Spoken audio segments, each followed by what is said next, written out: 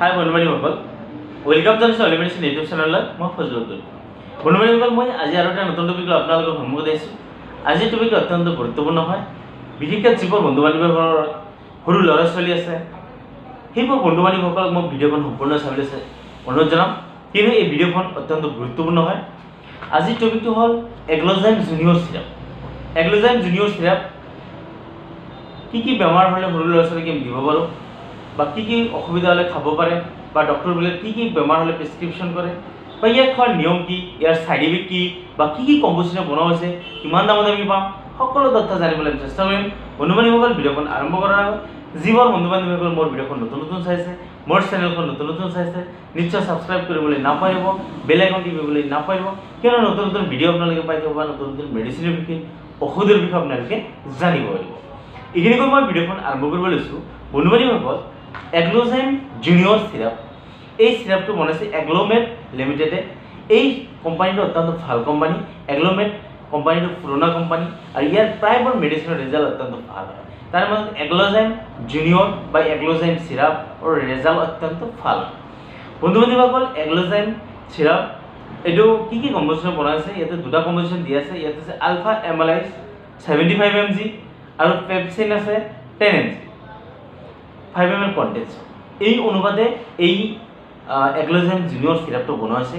বন্ধু বান্ধৱীসকল, এই চিৰাপটো বিশেষকৈ কি কি বেমাৰত আমি সৰু ল'ৰা ছোৱালীৰ ক্ষেত্ৰত দিব পাৰোঁ। এই চিৰাপটো বিশেষকৈ যিটো এগ্ল'জাইমৰ ক্ষেত্ৰত, অৰ্থাৎ হজমৰ ক্ষেত্ৰত, যিবোৰ ল'ৰা ছোৱালীৰ খোৱা বোৱাৰ পিছত পেটটো ফুলি থাকে, খাবলৈ মন নাযায়, হজম নহয়, ডাইজেষ্ট নহয়, বা খোৱাৰ ইচ্ছা নাযায়, বা ল'ৰা ছোৱালীবিলাকে সময়মতে নাখায়, খাবলৈ মন নাযায়, অলপ খোৱাৰ পিছত এৰি দিয়ে, নাখায়, কান্দি থাকে, বা লাহে লাহে দেখা যায় পেটটো ফুলি গৈছে, বমি ভাৱ হৈ আছে, বা বমি কৰি আছে, বা পায়খানাটো ক্লিয়াৰ হোৱা নাই, বা পায়খানাটো এদিন দুদিন তিনিদিন পিছে কৰি আছে, বা পায়খানাটো ক্লিয়াৰ হোৱা নাই। সেই ক্ষেত্ৰত এই এগ্ল'জাইম জুনিয়ৰ চিৰাপটো ডক্টৰবিলাকে প্ৰেছক্ৰিপশ্যন কৰে, বা সৰু ল'ৰা ছোৱালীৰ ক্ষেত্ৰত খাব দিব পাৰে। বন্ধু বান্ধৱীসকল, এই চিৰাপটো খালে গেছৰ প্ৰব্লেমো ভাল হৈ যায়।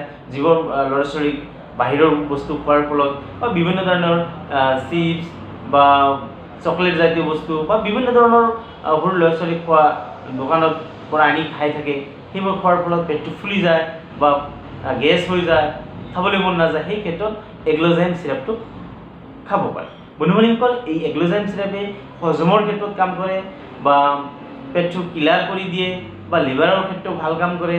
এই চিৰাপটো খালে সৰু ল'ৰা ছোৱালীক খাবলৈ মন যায়, খাব পাৰে, আৰু যেতিয়া ভালকৈ খায় তেতিয়া সৰু ল'ৰা ছোৱালীৰ ওজনটো গেইন হৈ যায়, অৰ্থাৎ ওজনটো বাঢ়ি যায়, শকত হৈ যায়, বা শৰীৰটো ভাল হৈ যায়।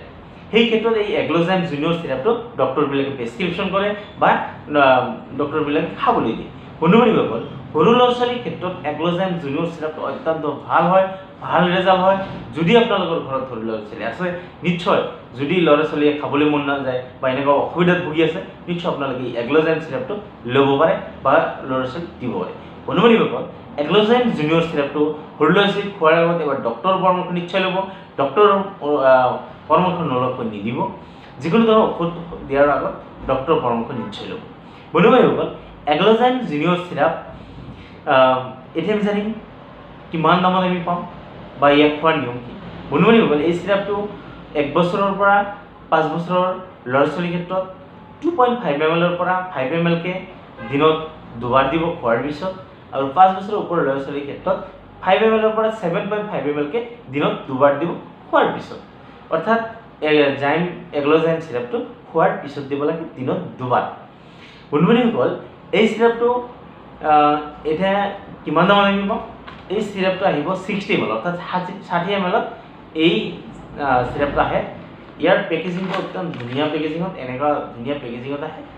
60 ml চিৰাপ হয়। এই চিৰাপটোত 60 ml চিৰাপৰ দাম হ'ব 78 rupees অনলি, অৰ্থাৎ 78 টকাত আপুনি মাৰ্কেটত এভেইলেবল পাই যাব। বন্ধু বান্ধৱীসকল, 22/2023 বনোৱা হৈছে, আৰু 8/2024 এক্সপায়াৰ হ'ব।